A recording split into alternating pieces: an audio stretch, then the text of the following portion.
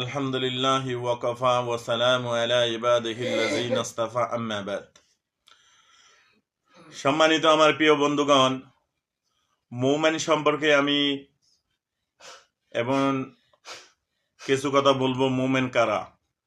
আল্লাহ তাআলা কোরআনের মধ্যে অসংখ্য মুমিন সম্পর্কে বলছেন, অসংখ্য কাফের সম্পর্কে বলছেন, অসংখ্য এরকম মুনাফিক সম্পর্কে বলছেন।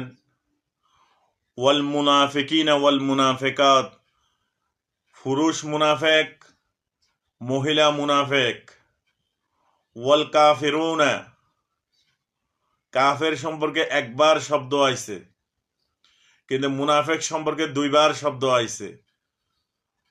মুনাফিক মহিলা, মুনাফিক পুরুষ। এবং মুমিন শব্দ অসংখ্যবার আইছে, কেন? আল্লাহ তাআলার ওয়াদা মুমিনদের সাথে। এই জন্য মুমিন কারা?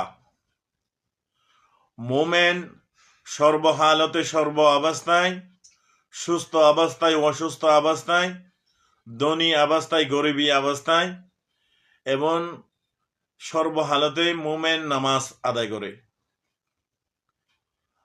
আর মুনাফিক সব সময় নামাজ পড়ে না। লোকজনের যখন তাকে তখন নামাজ আদায় করে, নিজজনে নামাজ আদায় করে না। কেন? মুনাফিকের তখনও ইমানই নাই।